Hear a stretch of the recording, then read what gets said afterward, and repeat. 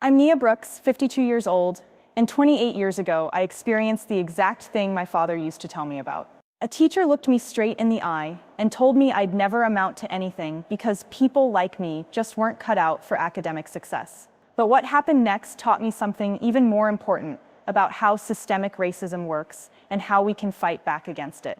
If you've ever been told you don't belong somewhere, or that your dreams are too big for someone like you, please let me know where you're watching from and subscribe to join others who understand what it means to prove the doubters wrong. I grew up in a working-class neighborhood in Detroit, where my mother cleaned office buildings at night and my father worked double shifts at the Ford plant. Education was everything to my parents. They'd immigrated from Jamaica with nothing but hope and determination, and they saw school as the golden ticket to a better life for their children. Every night, no matter how tired she was, my mother would sit at our small kitchen table and help me with homework under the dim yellow light of our one good lamp. She'd trace letters with her finger and say, "Nia baby, your mind is your greatest weapon. Use it." When I was 15, everything changed. Our neighborhood school was overcrowded and underfunded, and I was one of 20 students selected for a special integration program at Westfield Academy, an elite private school in the suburbs. I'll never forget the day I got that acceptance letter. My mother cried actual tears of joy, and my father, who never showed much emotion, picked me up and spun me around our tiny living room. We went to Kmart that weekend and bought me 2 new outfits for school, the best clothes I'd ever owned. I felt like Cinderella getting ready for the ball. My first day at Westfield was like stepping into a movie. The hallways gleamed with fresh wax, and the walls were lined with portraits of distinguished alumni. The library had more books than I'd ever seen in one place, and the science labs looked like something from Star Trek. Most of the other students drove cars that cost more than my parents made in a year, but everyone seemed friendly enough. I was determined to fit in, to prove I belonged there. I studied harder than I'd ever studied before, arriving early and staying late, asking thoughtful questions in class and volunteering for every project. For the first few months, I thrived. My grades were excellent, mostly A's with a few B's in subjects that were completely new to me, like Latin and advanced chemistry. Mrs. Henderson, my English teacher, praised my essay on Langston Hughes and read excerpts to the class. Mr. Davidson, who taught AP History, often called on me because he said I brought unique perspectives to our discussions about social movements. I made friends with Sarah, a girl from Connecticut whose father was a surgeon, and James, whose family owned a chain of restaurants. We'd study together in the library, and sometimes they'd invite me to join them for lunch at expensive places off campus. By my junior year, I felt like I truly belonged at Westfield. I was student council secretary, captain of the debate team, and had been inducted into the National Honor Society. My SAT scores were in the top 10%, and college counselors were talking about scholarship opportunities at Ivy League schools. I remember walking through those polished halls with my head held high, feeling like I was living proof that the American dream was real. My parents beamed with pride at every award ceremony, my mother always in her one good dress, and my father in the suit he'd bought for their wedding 20 years earlier. I had dreams of becoming a lawyer, maybe even a judge someday. I pictured myself in a courtroom, fighting for justice, making the kind of difference my parents had always talked about. During career day presentations, I spoke confidently about law school and my plans to return to help kids from neighborhoods like mine. Teachers nodded approvingly, and several mentioned writing recommendation letters when the time came. Everything seemed to be falling into place perfectly. But looking back now, there were small things I should have noticed. The way some teachers' smiles never quite reached their eyes when they talked to me. How I was often the only one called on to represent the minority perspective in discussions about civil rights, as if my race made me an expert on all Black experiences. The subtle surprise in people's voices when I answered difficult questions correctly, or the way some classmates would automatically assume I was there on an athletic scholarship even though I'd never played a sport in my life. These moments felt awkward, but I pushed them aside, telling myself I was being oversensitive. The guidance counselor, Mrs. Peterson, had started making comments about being realistic about college choices, suggesting I look at state schools instead of the prestigious universities my grades and test scores warranted. When I mentioned wanting to major in political science with plans for law school, she'd nod politely, but then hand me brochures for education programs and social work degrees. "You'd be so good with children," she'd say, "and teaching is such a stable career for someone with your background." I felt confused by these conversations, but trusted that she knew better than I did about college admissions. Then came that October morning in my senior year that changed everything. I was walking to first period, feeling good about the presentation I'd prepared for AP Government, when Mrs. Peterson called me into her office. The autumn sun was streaming through her windows, and her desk was covered with college brochures and application forms.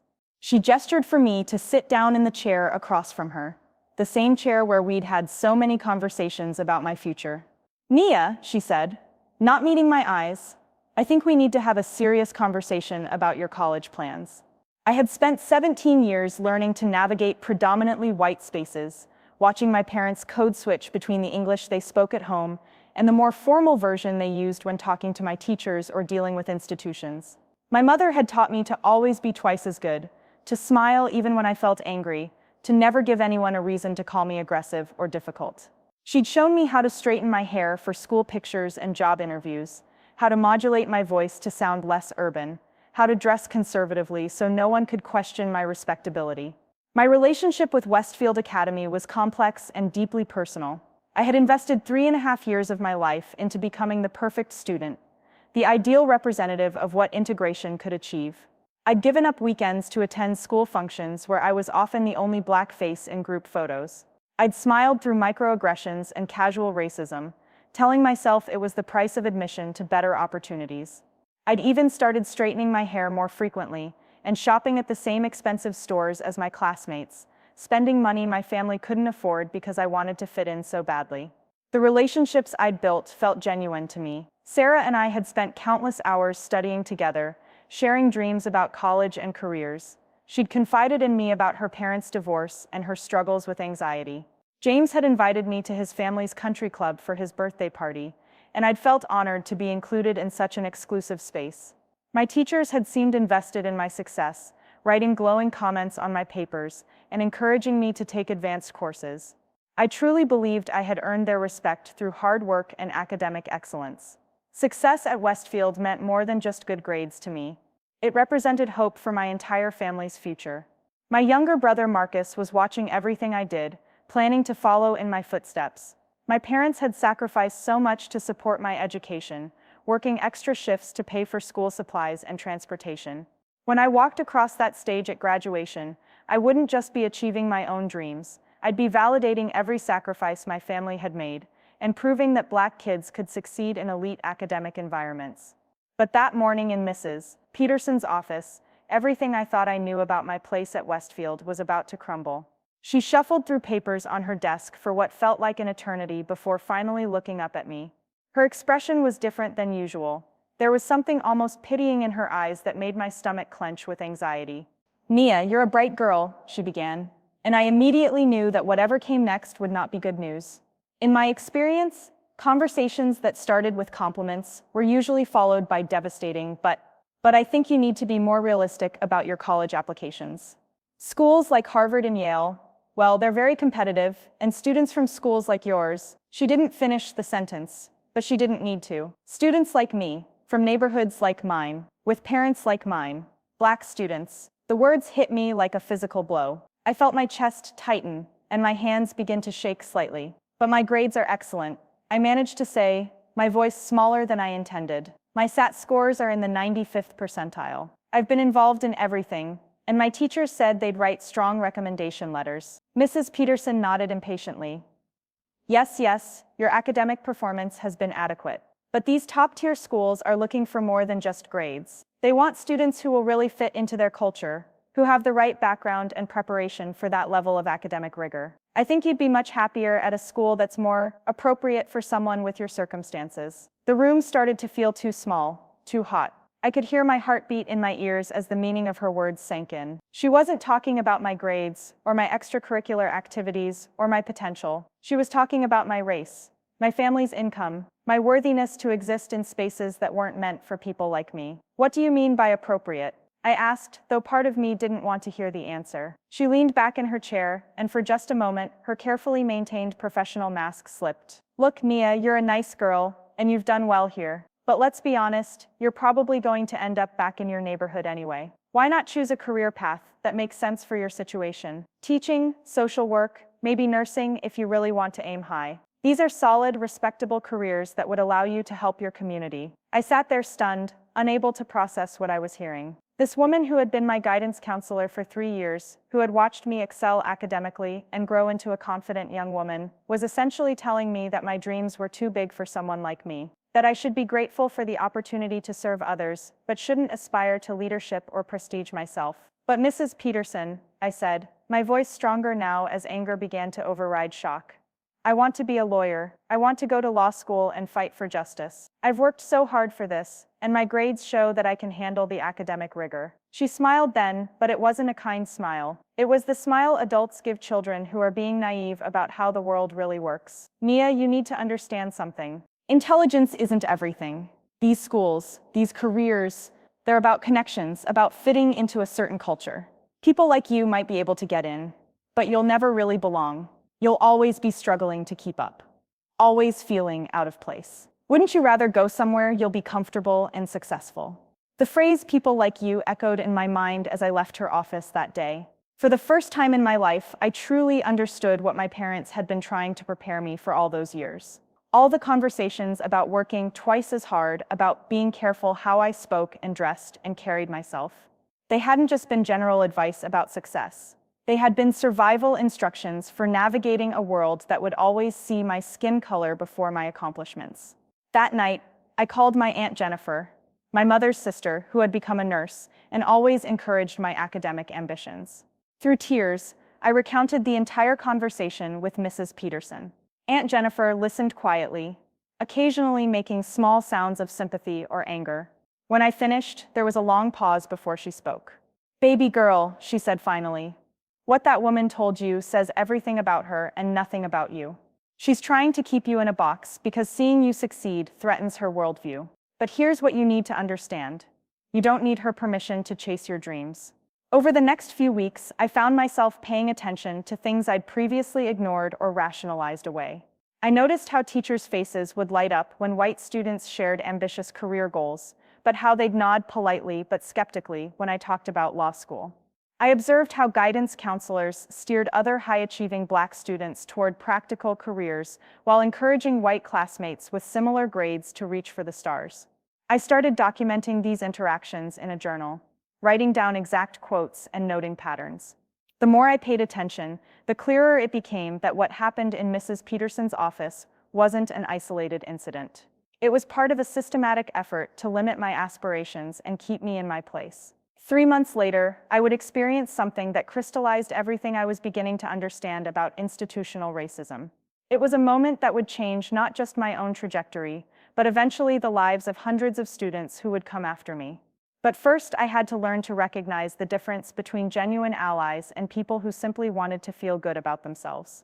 The first real test came during our annual Model United Nations conference. I had been selected to represent France in the Security Council, a prestigious assignment that usually went to the top students. I had spent weeks researching French foreign policy and preparing position papers. On the day of the conference, I walked into the committee room wearing my most professional outfit, a navy blazer and skirt my mother had bought me for special occasions. As I took my seat at the France placard, I noticed other delegates looking at me with expressions I couldn't quite read. The committee chair, a senior named Bradley, whose father was a diplomat, seemed surprised to see me there. "Are you sure you're in the right room?" he asked, not unkindly, but with obvious confusion. "The General Assembly is meeting down the hall. I'm representing France in the Security Council," I replied, showing him my assignment letter. His eyebrows shot up. "Oh, wow, okay, that's great."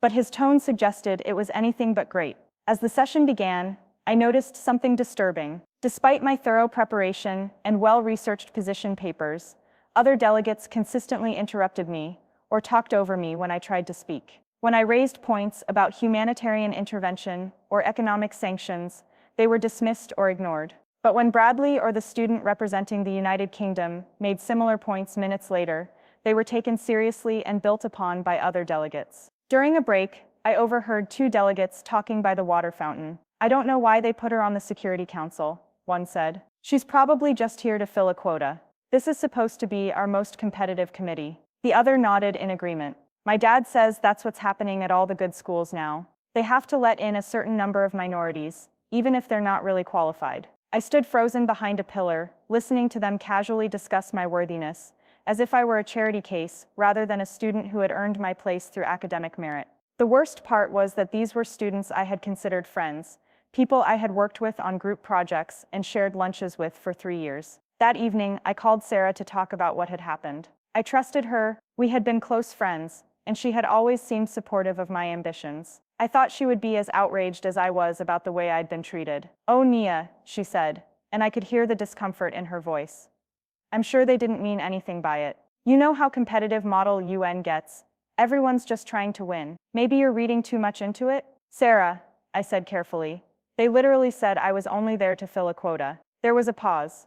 "Well, I mean, the school does have to be diverse, right? But that doesn't mean you're not smart. You're definitely one of the smartest people in our class. It's just that some people might wonder, you know?" "Wonder what?" Another pause, longer this time. "Just, if the standards are maybe different for different students. But I don't think that. I know how hard you work." I hung up feeling more alone than I had ever felt in my life. Even my closest friend couldn't or wouldn't see what was happening to me. Worse, she seemed to think there might be some validity to questioning whether I truly belonged in advanced academic spaces. The next day, something unexpected happened. Rodriguez, my AP Spanish teacher, asked me to stay after class. I braced myself for another uncomfortable conversation about realistic expectations, but instead he surprised me. "Nia, I heard what happened at Model UN yesterday," he said, leaning against his desk. "I want you to know that kind of treatment is unacceptable, and it has nothing to do with your qualifications or abilities." I felt tears prick my eyes at hearing someone finally validate what I had experienced. "Thank you, Mr. Rodriguez. I was starting to think I was imagining things." "You're not imagining anything," he said firmly. "I've been teaching here for 15 years, and I've seen this pattern before. Talented students of color get pushed toward appropriate paths, get questioned about their qualifications, get told to be realistic about their goals. It's institutional racism, and it's wrong." Mr. Rodriguez had grown up in East LA and was the first in his family to attend college. He understood what it felt like to have people doubt your potential because of where you came from. Over the next few months, he became my unofficial mentor, helping me research colleges and practice for interviews. More importantly, he taught me to trust my own perceptions about what I was experiencing. "When people tell you that you're being oversensitive or reading too much into things," he said one afternoon, as we worked on my college essays, "remember that gaslighting is a tool of oppression. Your experiences are valid and your instincts are probably right." But Mr. Rodriguez was just one teacher in a large school, and his support couldn't protect me from the systematic barriers I was encountering. The real test came in the spring, when college acceptances started arriving. Despite Mrs. Peterson's predictions, I had been accepted to several prestigious universities, including my dream school. But when I went to share the good news with her, hoping she might finally acknowledge my achievements, I was in for another shock. "Well," she said, barely glancing at my acceptance letters, "I suppose affirmative action worked in your favor. Just remember, Nia, getting in is only half the battle. You'll need to work extra hard to prove you deserve to be there." I walked out of her office that day with crystal clarity about what I was up against. This wasn't about my individual worthiness or preparation, it was about a system designed to make people like me feel like imposters in spaces we had every right to occupy. But instead of defeating me, this realization filled me with determination. I spent my senior spring documenting everything I had experienced at Westfield. I interviewed other students of color and discovered that many had similar stories: dreams diminished, abilities questioned, paths redirected toward more appropriate careers. I compiled statistics showing that while students of color made up 15% of the student body, they represented only 3% of students in AP classes and were significantly underrepresented in leadership positions. The real confrontation came during my valedictory speech selection process. Despite having the highest GPA in my class, I was passed over for valedictorian in favor of a white student whose grades were slightly lower. The explanation was that overall contribution to school culture was being factored into the decision, and that while my academics were excellent, perhaps someone else would be a better fit to represent the school. That was the moment I realized I had to take action. I couldn't just accept this treatment and move on mine. I had to fight back, not just for myself, but for every student who would come after me. I decided to request a formal meeting with the principal, Mr. Whitman, to discuss the patterns of discrimination I had documented. The meeting was scheduled for a Thursday afternoon in late May. I had spent weeks preparing, gathering evidence, and organizing my thoughts. I invited Mr. Rodriguez to attend as my faculty advocate, and I asked my parents to come as well. My mother took time off work, something she rarely did, because she understood how important this was. Mr. Whitman's office was intimidating. Dark wood paneling, leather-bound books, and photos of him with various dignitaries and alumni. He sat behind an enormous desk that seemed designed to make visitors feel small. Mrs. Peterson was there too, along with the assistant principal and the head of guidance. Nia, Mr. Whitman began in a tone that suggested he was humoring a child. Mrs. Peterson tells me you have some concerns about your college counseling experience. While we're sorry you feel disappointed about not being selected as valedictorian, these decisions are made carefully and fairly. I took a deep breath and opened my folder of documented incidents. Mr. Whitman, this isn't just about the valedictorian selection. I've experienced a pattern of discrimination throughout my time here, and I have evidence that other students of color have had similar experiences. For the next 30 minutes, I methodically presented my case. I read exact quotes from conversations with Mrs. Peterson. I shared statistics about underrepresentation of students of color in advanced classes. I provided examples of differential treatment in academic and social settings. I spoke about the psychological impact of constantly having my qualifications questioned and my dreams dismissed. The room was silent when I finished. Mr. Whitman looked uncomfortable. Mrs. Peterson appeared angry, and the assistant principal was furiously taking notes. Finally, Mr. Whitman spoke. Nia, these are serious allegations. While I'm sure your experiences felt difficult, I think there may be some misunderstanding about the intentions behind these conversations. Mrs. Peterson and our entire staff are committed to helping all students succeed. Sometimes that means having honest conversations about realistic expectations. Realistic expectations based on what? I asked, my voice stronger than I felt inside. Based on my grades, my test scores, my extracurricular activities, or based on my race and my family's income? Mrs. Peterson leaned forward. Nia, you're being unfair. I've worked with hundreds of students over the years, and I treat everyone equally. If I suggested certain schools or career paths, it was based on my professional judgment about what would be best for you. And what exactly informed that professional judgment? I pressed. Because students with lower grades and test scores than mine were encouraged to apply to Ivy League schools, while I was told to be realistic. What made their dreams appropriate and mine unrealistic? The silence that followed was deafening.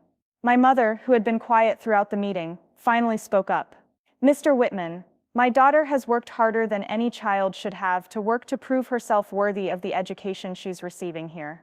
She's done everything right, achieved everything you could ask for, and still she's being told she doesn't belong in certain spaces. What message does that send? Mr. Rodriguez cleared his throat.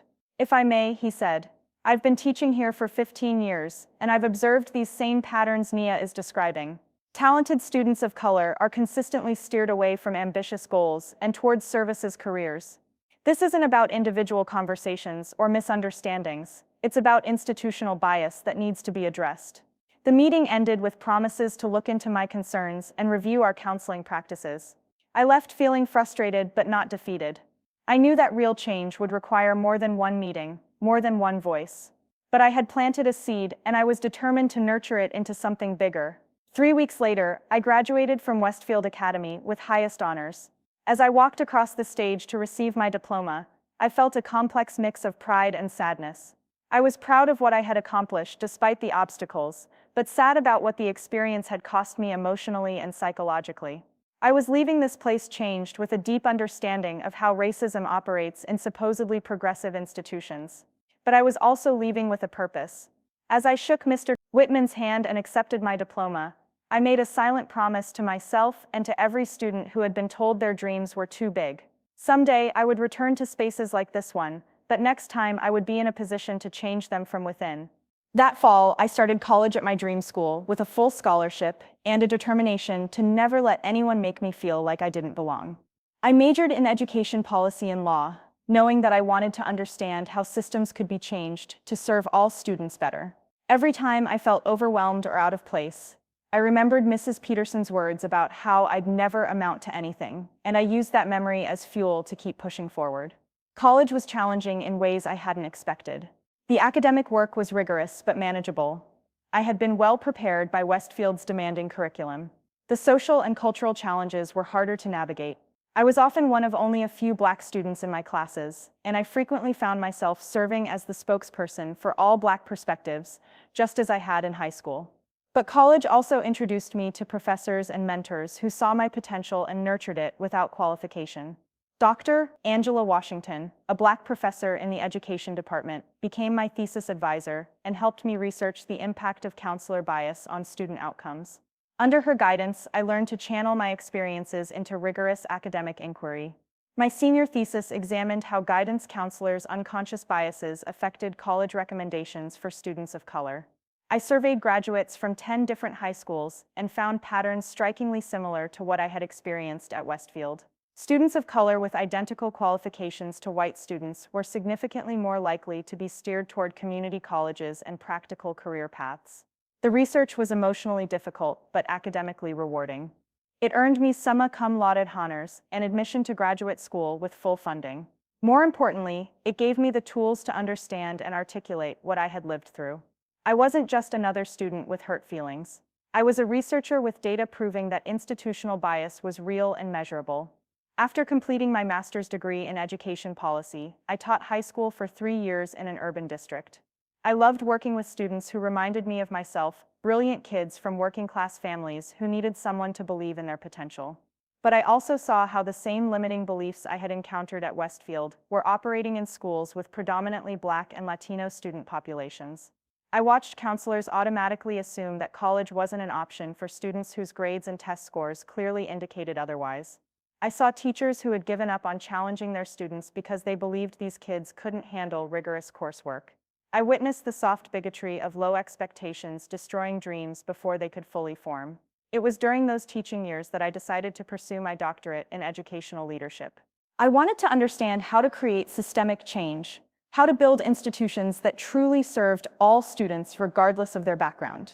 My dissertation research focused on the principalship and how school leaders could interrupt patterns of institutional bias.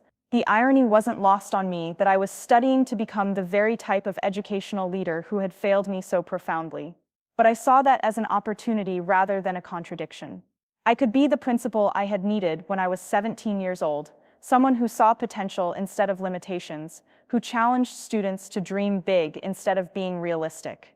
When I completed my doctorate at age 32, I applied for assistant principal positions in several districts. The interview process was illuminating and frustrating in equal measure. At one school, the superintendent asked me directly if I thought I was ready for this level of responsibility, a question I doubted was posed to my white male colleagues. At another, I was asked how I would relate to the predominantly white parent community, as if my race made me inherently less capable of professional communication. But eventually, I found a district led by a progressive superintendent who was genuinely committed to equity and excellence. Dr. Martinez had grown up in a similar community to mine and understood the importance of having leaders who could see themselves in struggling students. She hired me as an assistant principal at Roosevelt High School, a diverse school that was underperforming by almost every metric. My 5 years as an assistant principal taught me invaluable lessons about institutional change. I learned that good intentions weren't enough. You needed concrete policies, consistent training, and accountability measures to interrupt bias. I worked with counselors to analyze their college recommendation patterns and discovered disparities similar to what my research had documented. Students of color were significantly underrepresented in AP classes, honor societies, and college preparatory programs. But I also learned that change was possible when leaders were committed to it. We implemented blind resume reviews for honor society nominations. We tracked AP enrollment by race and required justification when students with strong academic records weren't encouraged to take advanced classes. We brought in college admissions officers to speak directly with students and families about financial aid and application processes. Most importantly, I made it my personal mission to identify students who were being underestimated and help them see their own potential. I kept photos of students who had gone on to college success in my office, not as trophies but as reminders of what was possible when adults believed in young people's dreams. When the principal position opened up at my old high school, Westfield Academy, I almost didn't apply. The idea of returning to the place that had caused me so much pain felt masochistic. But then I remembered the promise I had made to myself at graduation 20 years earlier. This was my chance to ensure that future students wouldn't have the same experiences I'd had. The interview process was surreal. I sat in the same conference room where I had confronted Mr. Whitman about discrimination, now being evaluated for the school's top leadership position. Several of my former teachers were on the interview committee, including Mrs. Henderson, who had taught my English class and remembered me fondly. Mrs. Peterson had retired years earlier, but her replacement, Mrs. Chen, was part of the panel. When I discussed my vision for equitable college counseling during the interview, I could see recognition dawning in some faces. They were beginning to understand that the accomplished educator sitting before them was the same student they had once tried to limit. The questions were probing but fair. They asked about my leadership philosophy, my approach to managing faculty, my vision for academic excellence. When they asked how I would handle conflicts between parents and teachers, I talked about the importance of listening to all perspectives while maintaining focus on student outcomes. Dr. Brooks, said the school board president, you've had a distinguished career in education, but you're proposing some significant changes to how we operate. How do we know these changes are necessary? I had prepared for this question because I was a student here 20 years ago, and I experienced firsthand how unconscious bias can limit students' potential. I succeeded despite the barriers I faced, not because of the support I received. Every student deserves better than that. The room was quiet as I continued. Westfield Academy has always prided itself on academic excellence. But true excellence means developing the potential of every student, not just the ones we assume will succeed. It means challenging our own assumptions about what different students are capable of achieving. 3 weeks later, I got the call. I was going home to Westfield Academy, but this time as the principal. My first day in the job was emotional and empowering in ways I hadn't anticipated. I walked through those same polished hallways, past the portraits of distinguished alumni, knowing that my photo would someday join them. But more importantly, I walked through those halls, knowing that I now had the power to change the experiences of students who looked like me. My first major initiative was a comprehensive review of our college counseling practices. I brought in external consultants to analyze our data and was not surprised by what they found. Students of color were significantly underrepresented in AP classes and were less likely to be encouraged to apply to competitive colleges, even when their academic records warranted it. The hardest part was confronting longtime faculty members who genuinely believed they were being helpful by steering certain students toward realistic goals.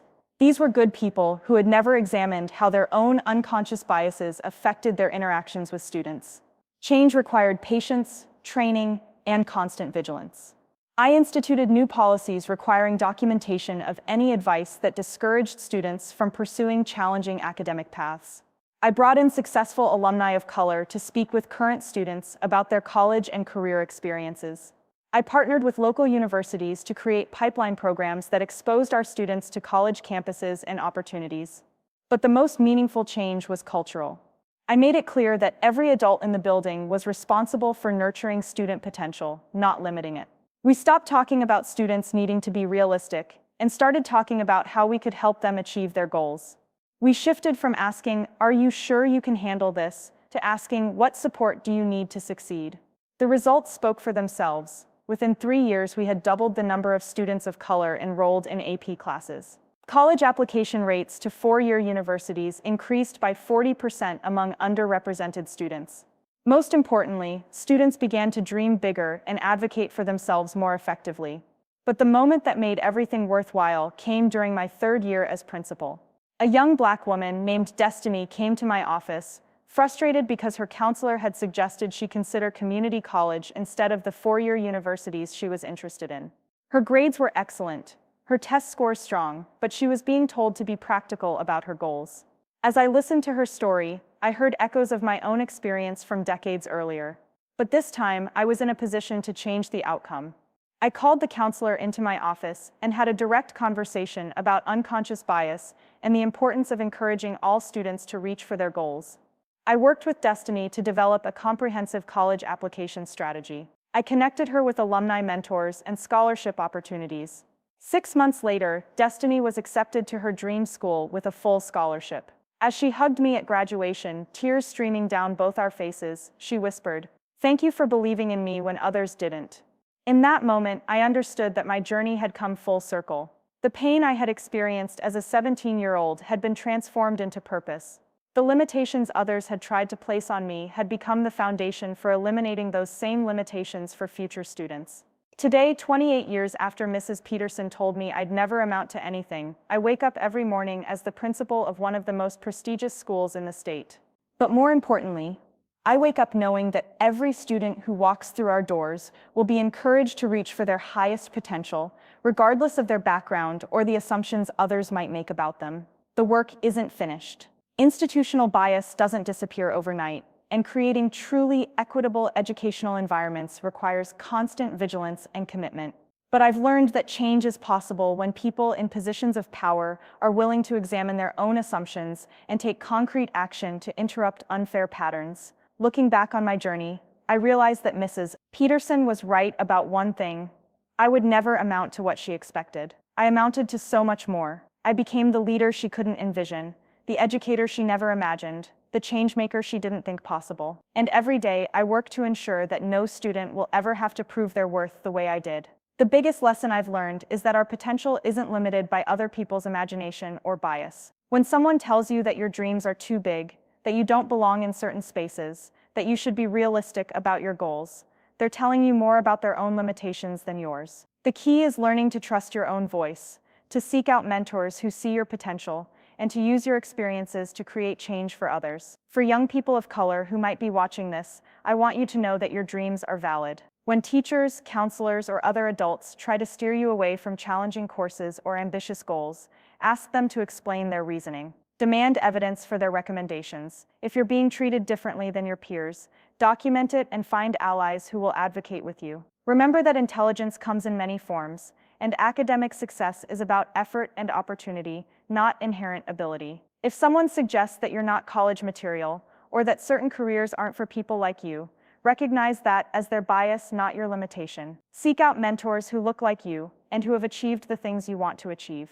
They exist, even if they're not immediately visible in your current environment. For white allies who want to be genuinely helpful, the most important thing you can do is examine your own unconscious biases. Pay attention to whether you're holding different students to different standards or making assumptions about potential based on race, class, or background. When you see discrimination happening, speak up in the moment rather than staying silent and expressing sympathy later. If you work in education, advocate for policies that promote equity rather than just equality. Push for data collection and analysis that reveals patterns of bias. Support professional development that helps educators recognize and interrupt their own prejudices. Most importantly, listen to students and families of color when they tell you about their experiences, even if those experiences make you uncomfortable.